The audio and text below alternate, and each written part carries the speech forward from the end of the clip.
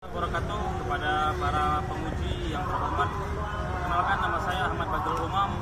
Saya sebagai guru pendidikan agama Islam di SMA Negeri 10 Palembang, sekaligus mahasiswa PPG dalam jabatan tahun 2024 batch 2 di YN Metro Lampung, NIM 24010180056. Pada hari ini saya akan melakukan praktek pembelajaran guna pelaksanaan UKIN pada kelas 12 materi cinta tanah air dan moderasi beragama.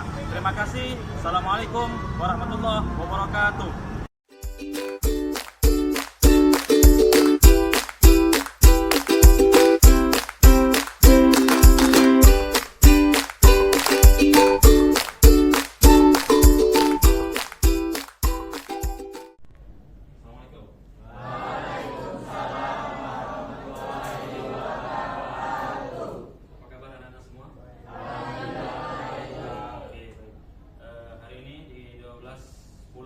Pelajaran pendidikan agama Islam. Baik, sebelum mulai pembelajaran, kabarnya kita berdoa. Dalam hal ini akan dipimpin oleh Fatah. Pada Fatah, dipersilakan. Baiklah, sebelum memulai pelajaran pada hari ini, alangkah baiknya kita berdoa terlebih dahulu. Dalam hati berdoa dimulai.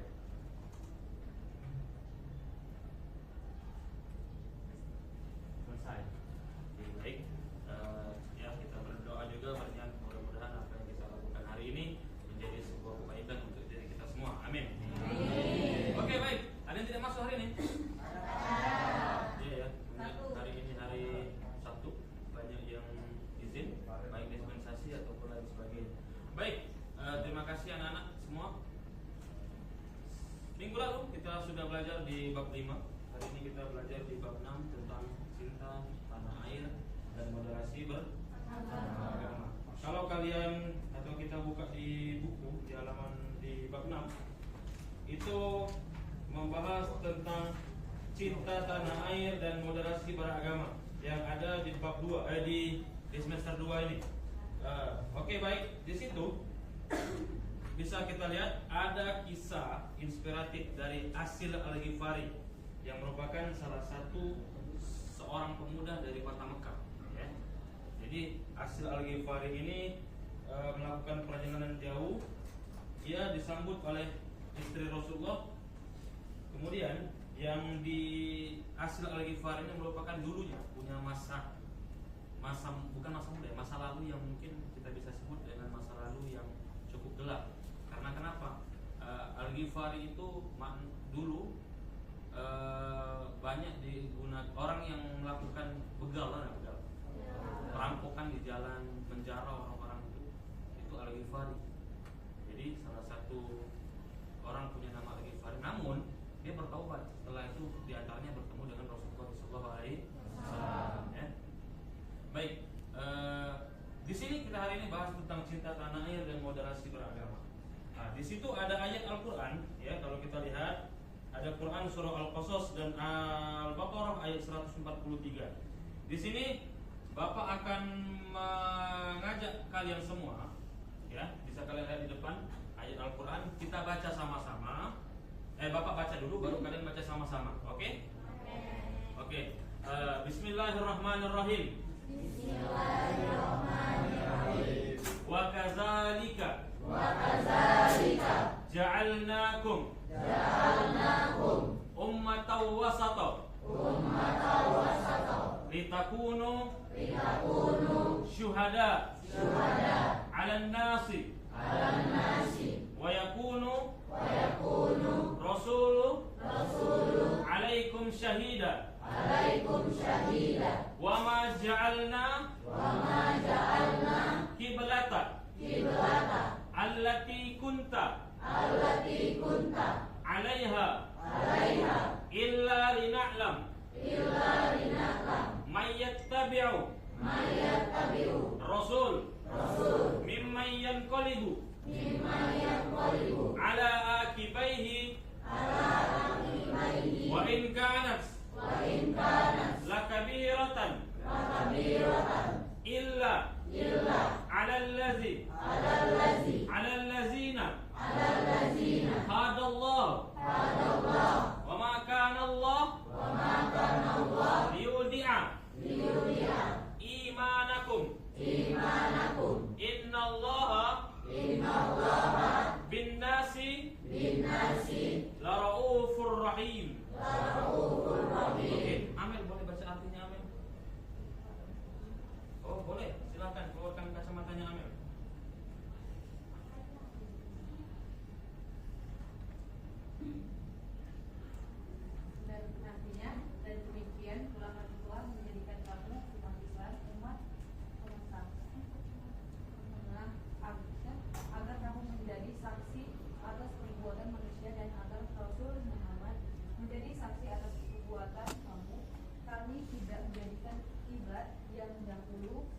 kamu berkiblat kepadanya, melainkan agar kami mengetahui siapa yang mengikuti Rasul dan siapa yang berbalik ke belakang. Sungguh permintaan berpindah kiblat ke belakang itu sangat berat, kecuali bagi orang yang telah diberi petunjuk oleh Allah, dan Allah tidak akan menyia-nyiakan imannya. Sungguh Allah Maha Pengasih, Maha Penyayang pada manusia. Oke, tepuk tangan untuk Amel. Yang membacakan artinya. Oke, selanjutnya Quran surah Al-Qasas ayat 85. Ada yang tahu Quran surah Al-Qasas ini surah keberapa? Itu ayat 85. Surah ke 28. Baik, kita baca lagi ayatnya. A'udzubillahi minasyaitonirrajim. Innallazi farada 'alaikal Qur'an lara'udduka ila ma'ad qul rabbi a'lam man jaa'a bil huda wa man huwa fi dalalin mubin. Oke, Farel, baca artinya Farel. Artinya, sesungguhnya Allah yang mewajibkan engkau Muhammad untuk melaksanakan hukum-hukum Al-Quran, benar-benar akan mengembalikan tempat kembali. Katakanlah Muhammad, Tuhanku mengetahui orang yang membawa petunjuk dan orang yang berada dalam kesesatan yang nyata. Oke, baik. Tepuk tangan untuk Farel. Farel ini orangnya nervous ya. Iya. Tanda-tanda orang yang kalem itu kan gitu kan. Oke, baik. Tidak usah dulu bahas Farel kita hari ini. Oke, di sini Bapak akan jelaskan dulu ke kalian satu persatu makna tajwidnya di Quran surah Al-Baqarah dan Quran surah Al-Qasas ini. Di sini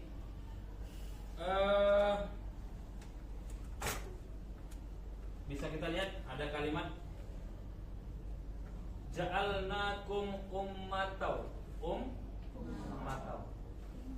Nah, itu ada tanwin fathatain bertemu dengan huruf waw, hukumnya idgham bi gunnah. Jadi bacanya agak dengung. Ummatau wasat, ya. Jadi hukumnya idgham bi gunnah. Nah, kemudian kalau kita mundur ke sini, nah ini ada mim mati bertemu alif. Ya.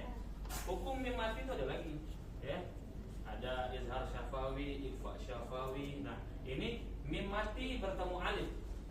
Namanya izhar syafawi. Jadi harus jelas dibaca, enggak boleh dengung, harus jelas. Waja'alnakum matau wasat. Jadi sudah ketemu dua hukum tajwid di sini. Hukum tanwin atau an-in-un, nun mati, kemudian di sini mim mati. Jadi ada beberapa hukum tajwid itu dilandaskan oleh sebuah huruf yang mati. Kenapa dihukumi? Karena dia mati. Baik, selanjutnya ada syuhada. Itu kan kita agak panjang kan baca. Syuhada itu namanya mat wajib muttasil karena menyambung. Ya. Jadi syuhada yang mana mat wajibnya ini? Ada garis kemudian ada pedang di atasnya. Itu disebut mat wajib muttasil karena menyambung. Jadi dari Quran surah Al-Baqarah ayat 143 ini bisa kita lihat ada beberapa hukum tadi. Sebenarnya di setiap bacaan Al-Quran itu ada hukum tajwid. Oke, baik. Boleh mungkin kita baca kembali artinya tadi ya. Di Quran surah Al-Baqarah ini tadi bisa dilihat artinya. Dan demikian pula kami telah menjadikan kamu, yaitu umat Islam, umat pertengahan, agar kamu menjadi saksi atas perubahan manusia, dan agar Rasul yaitu Nabi Muhammad menjadi saksi atas perbuatan kamu. Kamu tidak menjadikan kiblat yang dulu kamu berkiblat kepada kepadanya, melainkan agar kami mengetahui siapa mengetahui Rasul dan siapa yang berbalik ke belakang. Sungguh pemindahan kiblat itu sangat berat, kecuali bagi orang-orang yang telah diberi petunjuk oleh Allah. Dan Allah tidak akan menyia-nyiakan imanmu. Sungguh Allah Maha Pengasih lagi Maha Penyayang. Oke, ada yang bisa kasih tahu makna dari ayat ini? Jadi begini, kita ini orang Muslim, ya, tanpa harus menyalahkan agama lain. Kenapa? Ada orang yang beranggapan agama yang tertua itu adalah agama Hindu di dalam sejarah, ya. Jadi agama Hindu. Tapi menurut, ya, kalau kita harus membanggakan, orang yang pertama kali hidup adalah Nabi Adam sudah beragama Islam. Jadi landasan apa yang mengatakan agama? Ya mungkin kita berkata, orang-orang berkata secara sejarah agama Hindu adalah agama tertua di muka bumi ini. Kita tahu semua kan Indonesia itu dulu rata-rata agama Hindu. Buktinya dengan kerajaan, apa lagi? Peninggalan kerajaannya apa ya? Candi, apa lagi? Prasasti, apa ya? Rumah-rumah yang mungkin dulu ada batu-batu, pedang, apa? Kitab, catatan mungkin ya lebih tepat catatan. Jadi ini kita bahas dulu tentang moderasi beragama. Begini nah, dengar. Bapak di sini akan berbicara konsep agama Islam. Di Indonesia ini ada berapa agama yang diakui? 6. Apa saja? 6 atau 5? Oke, sebutkan. Islam, Kristen, Protestan, Hindu, Buddha, apa lagi? Ya, Konghucu itu baru diakui, mungkin ya baru-baru ya. Tapi sebelumnya kalau Bapak dulu lagi sekolah dasar, lagi SD, itu cuma 5. Konghucu belum ada. Jadi Islam, Kristen, Katolik, Protestan, Hindu, dan Buddha. Nah, tapi yang duluan masuk ke Indonesia ini menurut sejarah kita itu Hindu, karena dibuktikan dengan kerajaan-kerajaan yang notabene Hindu dan Buddha. Kenapa? Kerajaan Sriwijaya notabene Hindu. Kemudian kita ke Jogja, ada Candi Borobudur, tempat ada umat Hindu. Nah, itu kalau kita pikir. Nah, begini nah. Bapak tanya dulu dengan kalian. Kalau ditanya agama yang paling benar itu, agama yang benar itu apa? Kita pasti semua pasti menjawab Islam, karena kita Islam dan kita punya dalil sendiri. Ya, inna dina indallahil Islam. Sesungguhnya agama yang diakui oleh Allah itu hanya Islam. Ya orang lain. Nah, tapi namun secara konsep bernegara, gini, ya perhatikan. Dalam konsep bernegara, seorang itu tidak boleh memaksakan kehendaknya secara baik agama, keyakinan ataupun pendapat. Nah, pahami dulu makna moderasi. Ada yang tahu arti moderasi? Perubahan. Oke, ada lagi yang lain? Moderasi. Moderasi dengan modernisasi itu berbeda.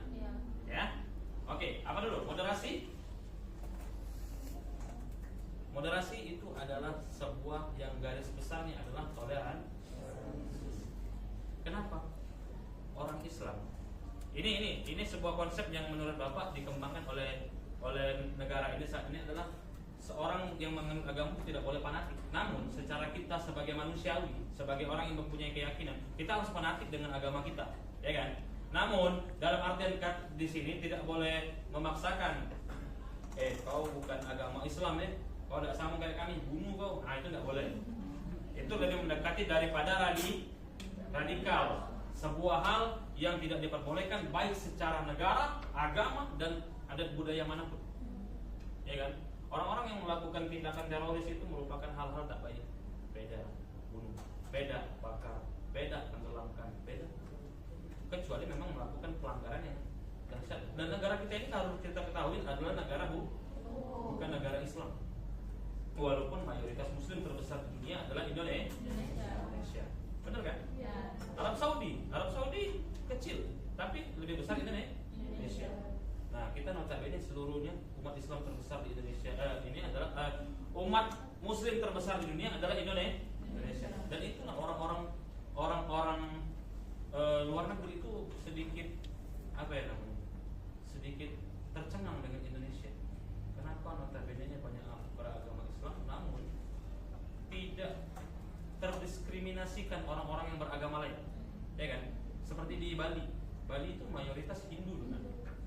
Nah, kalau kita pikirkan, kalau kita misalnya berpikir radikal terhadap kota Bali yang notabene agama Hindu, sudah lama Bali itu dihancurkan, ya kan? Ataupun daerah-daerah yang notabene-nya banyak orang-orang non-Muslim. Nah, disinilah konsep moderasi beragama berperan. Di dalam agama kita sesama umat manusia beragama Islam saja ada berbeda pandangan. Ada yang tidak berkunut, ada yang berkunut. Ada yang tahlilan, ada yang tidak tahlilan. Ada yang apalagi takziah, ada yang tidak takziah. Dan yang ada yang sholat, setelah sholat baca zikir bersama, ada yang tidak baca zikir bersama, ya kan? Nah, itu semua dilandaskan oleh moderasi beragama. Kita tidak boleh kau sholat sesuai seperti gaya kami, keluar kau. Tidak. Semua kita tetap sama, ya. Namun sholat kita berbeda-beda pendapat. Sama sepertinya seperti ini. Kita ke sekolah, ada yang dari arah Demang, ada yang dari arah Sultan Mansur, ada yang dari arah Padang Selasa, tapi tujuannya SMA 10, ya kan? Oke, baik. Oke, sembari menunggu, bukan menunggu, menghilangkan kejenuhan, boleh berdiri sebentar. Berdiri sebentar. Berdiri sebentar. Sambil rentangkan tangan kalian. Hati-hati, jangan kena yang samping. Rentangkan semua. Angkat ke atas, buang ke depan. Lagi. Rentangkan, angkat ke atas, buangkan. Lagi. Angkat ke samping, atas, buangkan. Duduk.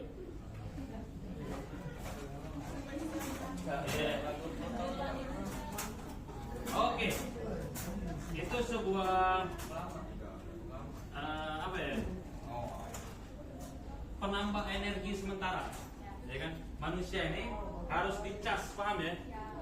Kita kalau stres perlu dicas pikiran kita. Apa? Ya healing mungkin, belanja ya dah. Kalau cowok mungkin kumpul nongki, mapar dan lain sebagainya. Namun ya sesuai kebiasaan masing-masing. Baik. Kalau kita lihat buku, di dalam buku itu ada beberapa gambar yang nanti Bapak lampirkan di LKPD yang kalian punya, yang sudah Bapak bagikan ke kalian melalui online. Di situ ada beberapa gambar ya. Kalian bisa lihat nanti ada sepasang suami istri dan seorang anaknya yang mendatangi seorang biksu. Ya, tahu biksu? Ya. Pemuka agama Buddha. Nah, di sini memperlihatkan di mana suami istri ini memberikan sesuatu. Karena kita tahu kemarin sempat viral di Indonesia, ada beberapa biksu yang berjalan dari Thailand menuju Indonesia, berjalan kaki. Dan disitulah Indonesia menunjukkan betapa hebatnya Indonesia ini. Orang-orang yang lewat itu diberikan makanan, dikasih minum, ya, tanpa melihat apa agamanya. Nah, ini nih peran moderasi beragama, ya. Tidak dilihat dari segi persaudaraan sesama manusia, ya. Itu moderasi beragama. Oke, baik. Dan dilihat lagi tuh kita nih Indonesia kaya akan budaya, bahasa, ya kan? Apa? Ya? Suku, adat, bahasa dan lain sebagainya, ya kan? Indonesia punya suku banyak, bahasa juga banyak, adat juga banyak. Dan setiap agama di Indonesia ini pun ada yang mengikuti adat, ya kan? Ada ditampilkan secara tarian, secara kesenian, secara pakaian. Seperti Bali kan, Bali Hindu, mereka punya tarian yang khusus dilakukan di sana. Ya kan? Itu di luar ranah Bapak ya, masalah narinya, nari kecak, nari apa itu Bapak tahu. Tapi itu sebuah warna. Jadi Bapak pernah menuliskan di catatan Bapak itu Indonesia itu banyak warna. Perbedaan itu adalah lambang bahwa kita itu bisa menyelesaikan segala masalah tanpa menghancurkan Perbedaan itu bukan merusak segala, tapi awal jalan untuk bersama menyelesaikan segala masalah dan menuntaskan segala musibah. Ya kan? Oke, baik. Sudah tadi kita mengartikan, mentajwidkan, menerjemahkan juga sudah. Sekarang bisa kita lihat, tadi kita bahas tentang moderasi beragama. Apa sih kaitannya moderasi beragama dengan cinta tanah air? Ada yang tahu? Boleh angkat tangan. Ayo. Angkat tangan, tidak apa-apa. Ya, silakan. Iya, kaitannya apa sih? Kok harus digandeng antara cinta tanah air dan moderasi beragama? Oke, mantap. Seperti sila di Indonesia, Persatuan Indonesia. Yeah. Jadi konsep dari moderasi itu mempersatukan antara seluruh Indonesia, baik agamanya Hindu, Buddha. Kan di sini kan banyak nih. Ada orang Jawa, orang Minang, orang Palembang, orang mana-mana lah ini. Nah, jadi kita punya tanah air, cinta tanah air. Apa hukumnya? Apa hukumnya tidak cinta tanah air?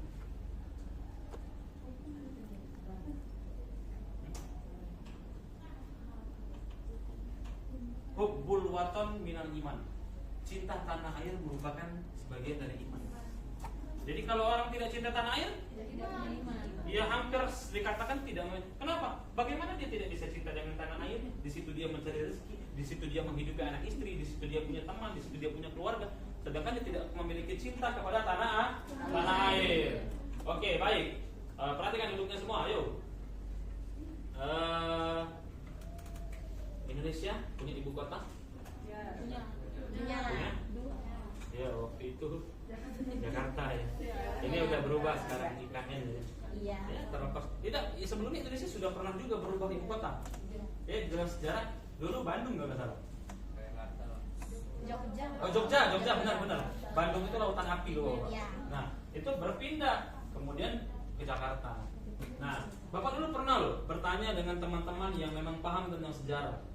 Sebelum ibu kota Jakarta dipindahkan, bukan waktu masih Jakarta sebagai ibu kota. Bapak tanya dengan dia, kira-kira ibu kota itu bisa tidak dipindahin? Bisa. Dia jawab tidak bisa. Bapak tanya, bukannya bisa?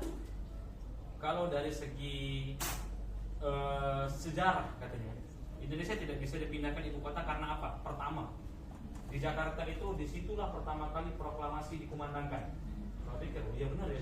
Kan waktu proklamasi kan Bung Karno di Jakarta kan membacakan, dan itu salah satu katanya hal itu yang nggak bisa dilakukan di tempat lain.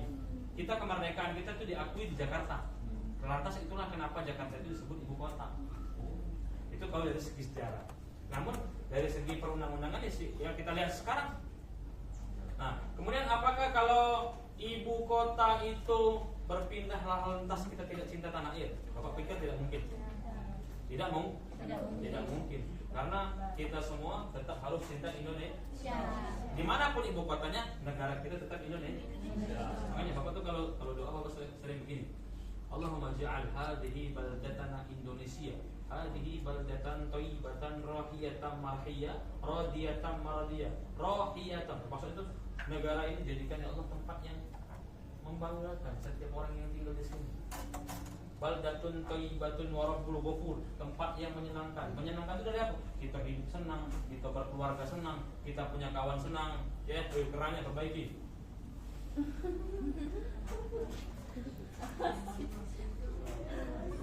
Itu siswa yang viral itu.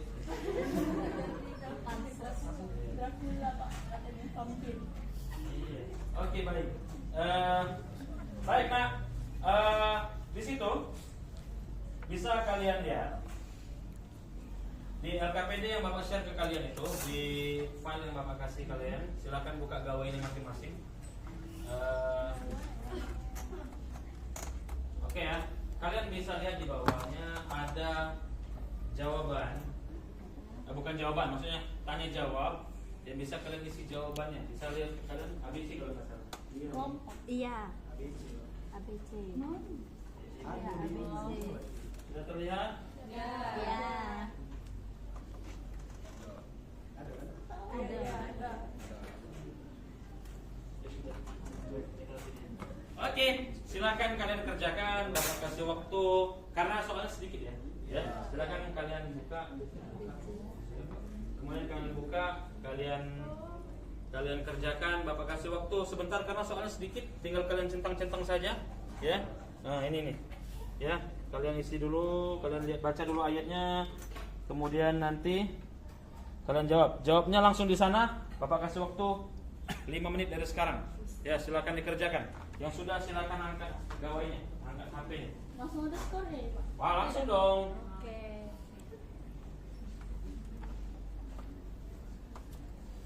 Silahkan dikerjakan. Oh, cepat sekali.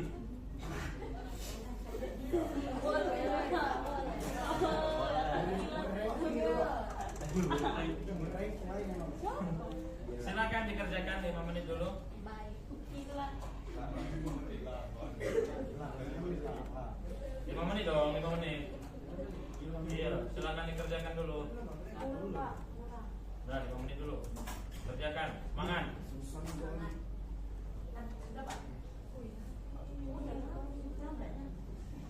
Isi dulu. Masing-masing fungsi. Aku udah baca dari tadi. Oke. Aku udah baca dari tadi. KPD-nya.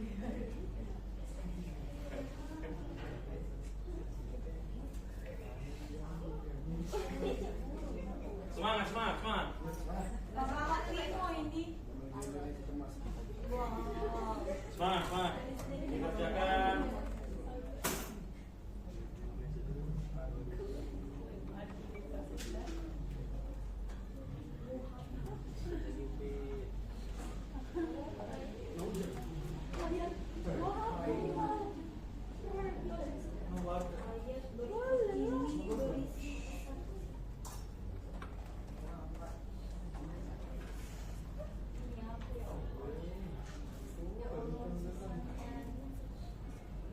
Muda.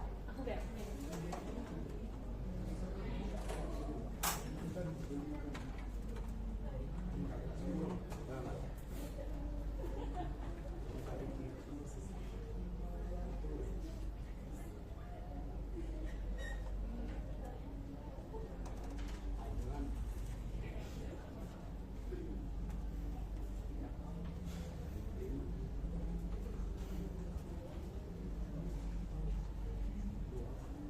Sudah selesai?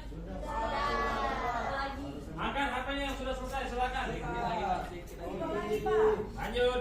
Semangat, semangat, semangat. Iqbal, semangat, Bal. Sebagai siswa paling berprestasi.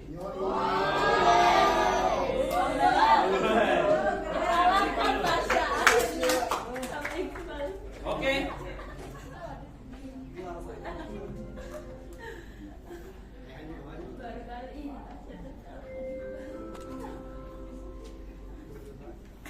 Sudah selesai semua? Oke, sudah selesai ya. Silakan ditutup. Itu ada beberapa soal yang mungkin bisa kita jadikan bahan untuk refleksi kita. Namun masih berlanjut ini. Nanti ada tugas LKPD, nanti Bapak bagi kelompok kalian. Satu kelompok mungkin 5 orang, dan nanti Bapak minta ke depan kalian untuk membacakan hasil diskusi kalian. Baik. Tadi soal yang pertama itu adalah arti ayat dari Quran surah Al-Qasas yang digaris bawah ini adalah Innallazi farada 'alaika. Ya. Jawabannya itu sesungguhnya Allah yang mewajibkan atau sesungguhnya wajib bagimu. Tidak tahu. Iya, Pak. C, benar. Benar ya. Ya.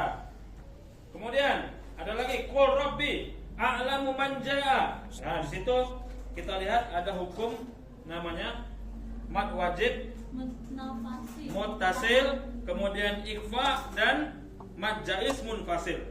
Dan ada lagi di soal berikutnya, perhatikan kutipan ayat Quran surah Al-Baqarah ayat 143. Wa ma ja'alnal qiblata allati kunta 'alaiha illa. Nah, di situ ada hukum bacaannya. Yang pertama tuh mat tabi'i. Oke. Mat tabi'i, kemudian al-qamariyah, alif lam qamariyah, alif lam syamsiyah, kemudian ikhfa, kuntanya itu ikhfa, kemudian 'alaiha itu mad jaiz munfasil. Oke, baik. Hebat kan? Tepuk tangan untuk kalian semua. Terus sama Iqbal, tepuk tangan Iqbal. Oke, baik. Anak-anak semua, di sini di LKPD yang sudah Bapak share ke kalian saat ini, Bapak ada 1, 2, 3, 4, berapa? 5. Benar ya?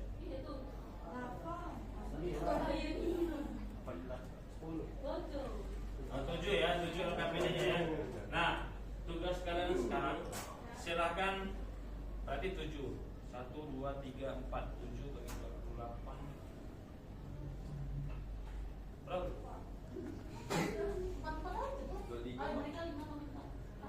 Ya, oke. Ya. Silahkan dibagikan, nanti perwakilannya bacakan di depan hasil diskusi kalian. Ya.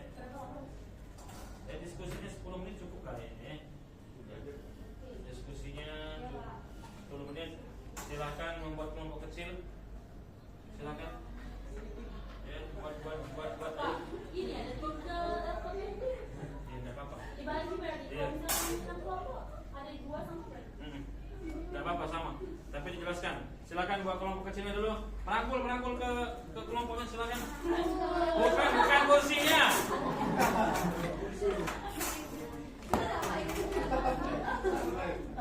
Ya, melingkar lah, melingkar. Atau duduk balik, apa lah?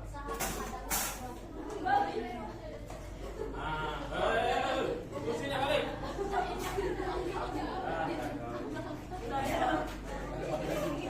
Oke. Iya. Diskusi, ngobrol kecil aja, ngobrol tentang materinya. Ya. Nanti perwakilannya silakan maju ke depan. Berarti ada berapa tadi? Ada 6 kelompok. Nah, berarti 6 LKPD? Iya. 3 ya? 1 LKPD didukung. Iya.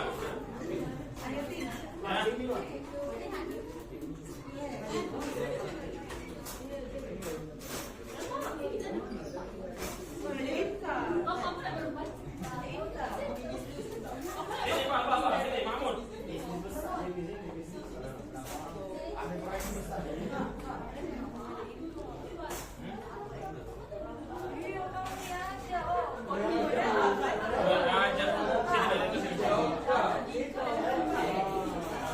Geser kursinya.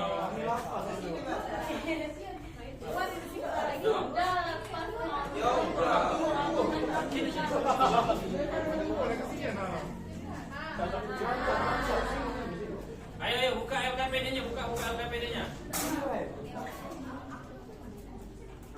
LKPD-nya Bapak, kami ya LKPD. yang pertama. Kami LKPD pertama. Yang kedua aja kami LKPD.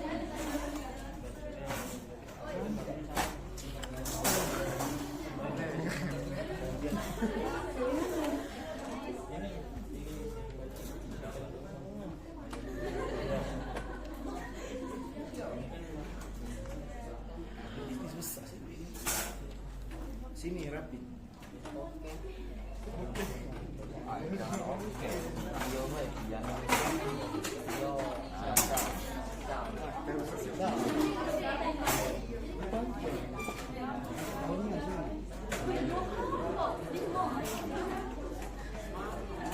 Geser sini dikit, jangan menjauh, lebih baik mendekat.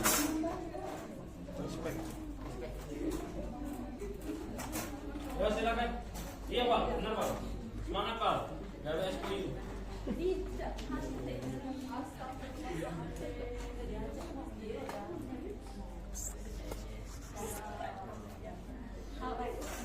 Bapak yang baca, berapa yang ke depan? 1 aja. 4. 1 aja yang pakai. Oke. Oh.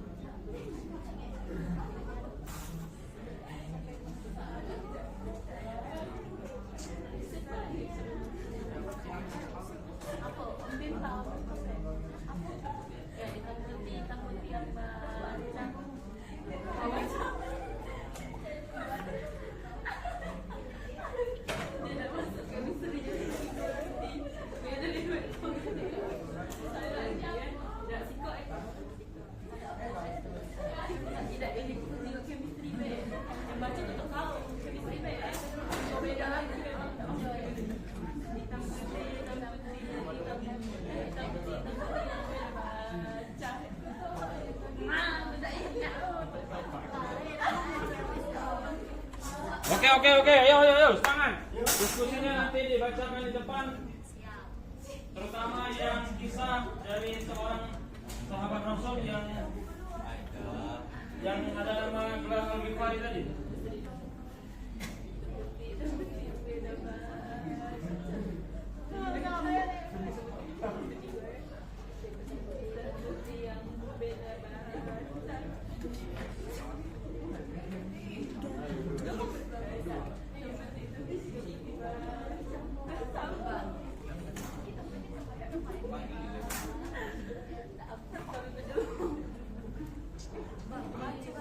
Mahmud, sehat Mahmud.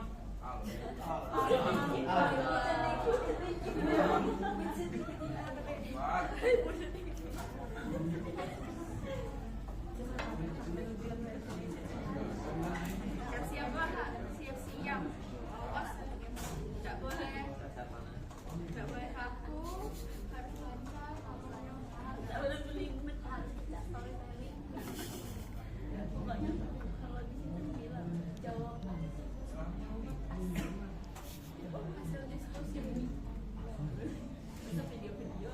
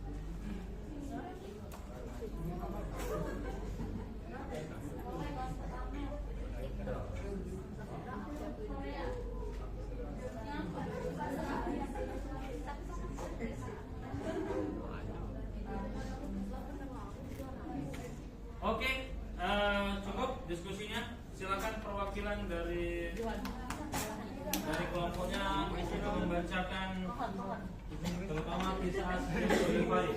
Silakan perwakilan dari kelompok sebelah sini dulu. Ayo siapa?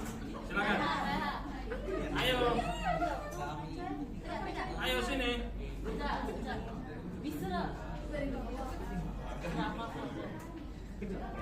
Ya, kami sini.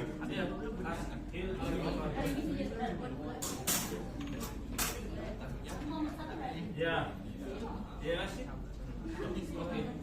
Assalamualaikum warahmatullahi wabarakatuh. Waalaikumsalam warahmatullahi wabarakatuh. Di sini saya Nabila Mutiara Dita, perwakilan dari kelompok 1, izin mempresentasikan hasil diskusi kami tentang cerita Asil Al-Ghifari.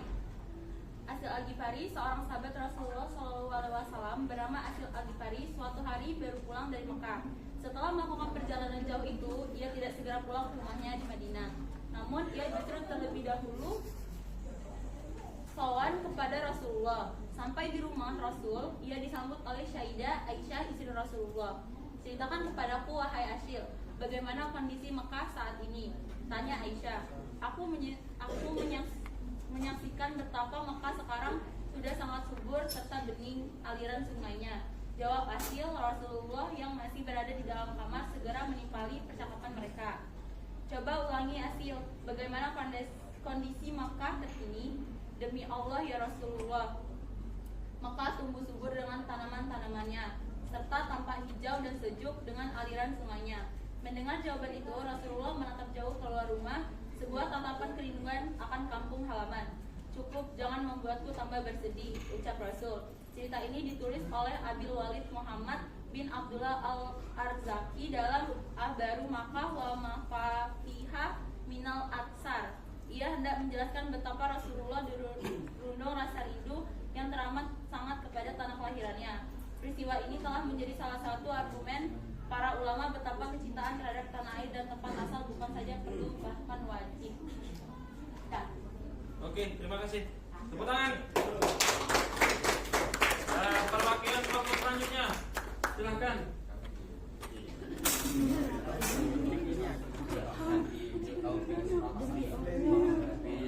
Ayo.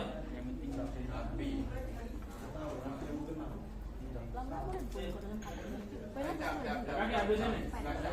Iya, tepuk tangan untuk apa?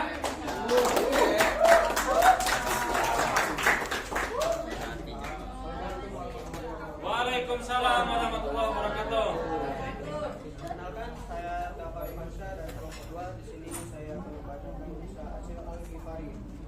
Asil Al-Ghifari, seorang sahabat Rasulullah SAW bernama Asil Al-Ghifari, suatu hari baru pulang dari Mekah. Setelah melakukan perjalanan jauh itu, ia tidak segera pulang ke rumahnya di Madinah. Namun ia justru terlebih dahulu sowan kepada Rasulullah. Sampai di rumah Rasul, ia disambut oleh Sayyidah Asia istri Rasulullah. Ceritakan padaku, wahai Asil, bagaimana kondisi Mekah saat ini? Tanya Asia. Aku menyaksikan betapa Mekah sekarang sudah sangat subur serta bening aliran sungainya. Jawab Asil. Rasulullah yang masih berada di dalam kamar segera menimpali percakapan mereka. Coba ulangi Asil. Bagaimana kondisi Mekah terkini? Demi Allah ya Rasulullah, Mekah tumbuh subur dengan tanaman-tanamannya serta tampak hijau dan sejuk dengan aliran sungainya. Mendengar jawaban itu, Rasulullah menatap jauh ke luar rumah. Sebuah tatapan kerinduan akan kampung halaman. Cukup, jangan membuatku tambah bersedih, ucap Rasul. Cerita ini ditulis oleh Abil Walid Muhammad bin Abdullah al-Arzadi dalam Akhbaru Makkah wa ma fiha minal atsar. Ia hendak menjelaskan betapa Rasulullah dirundung rasa rindu yang teramat sangat kepada tanah kelahirannya. Peristiwa ini telah menjadi salah satu argumen para ulama betapa kecintaan terhadap tanah air dan tempat asal bukan saja perlu bahkan wajib. Ya, presentasi dari saya akhiri. Assalamualaikum warahmatullahi wabarakatuh. Oke, kelompok selanjutnya, silakan, ayo. Berdua ya? Oh ya, semangat ya.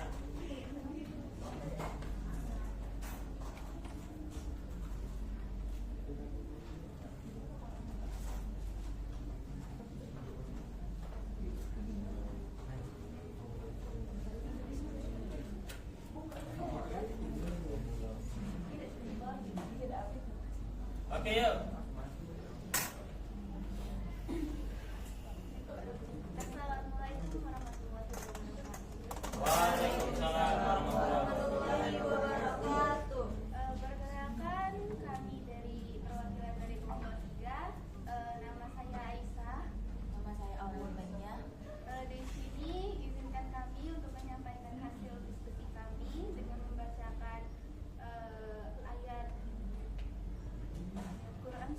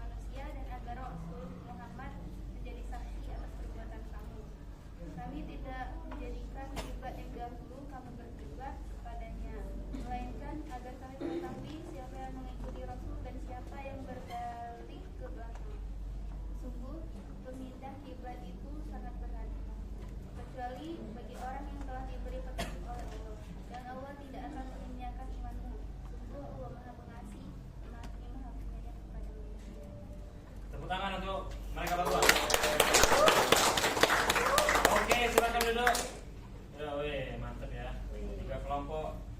Baik, sebelum Bapak tutup hari ini, kita boleh tonton sebentar kisah film inspirasi tentang cinta tanah air yang mungkin bisa kita saksikan melalui kanal YouTube yang bisa kalian nanti nonton juga di rumah. Oh, iklan dulu ya, sorry ya. Bagus ya. Iya, sudah premium.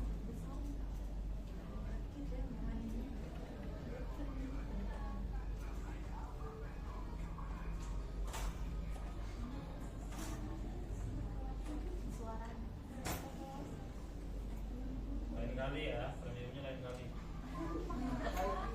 Lain kali ya. Oke, boleh disaksikan sebagai penutup kita pada hari ini kisah inspiratif ini tentang cinta tanah air. Dan ternyata Bang Fri Kertas sih kayaknya. Tidak betul doang. Tempel koreksi.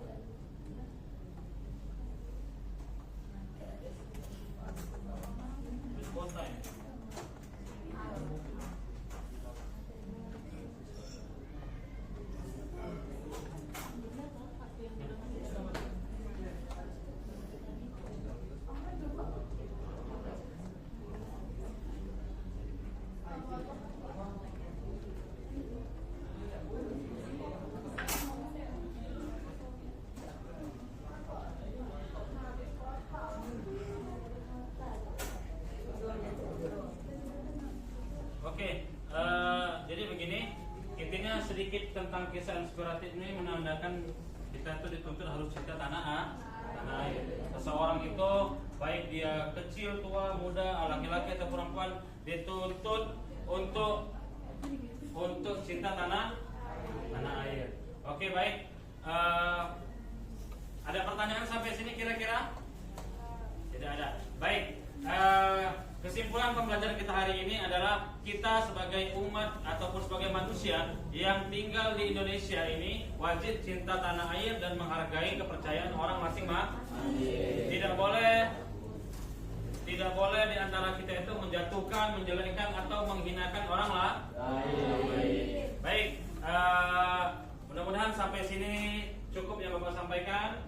Apabila ada kata-kata yang salah, Bapak mohon maaf, kepada Allah mohon ampun, dan mudah-mudahan kita semua sehat selalu. Jadikan anak-anak yang hebat, jadikan masyarakat yang memiliki bangsa yang baik, menjadi pemimpin yang akan datang, yang tentunya nantinya kalian ke depan bisa menjadi orang-orang sukses, baik bagi diri sendiri ataupun bagi orang banyak, dan tentunya orang-orang di sekitar kita. Baiklah, terima kasih atas segala perhatiannya, dan apabila ada kata yang salah, Bapak mohon maaf, kepada Allah mohon ampun. Sebagai penutup, saya tidak kaya, saya tidak hebat, namun tidak terlalu susah untuk menjalankan hidup. Apabila hidup yang biasa-biasa saja, banyak yang lebih kaya, banyak yang lebih hebat, tapi saya yakin apa yang hari ini saya lakukan berkat doa Bapak dan Ibu saya. Dan akhiri, wabillahi taufiq wal hidayah. Wassalamualaikum warahmatullahi wabarakatuh. Waalaikumsalam.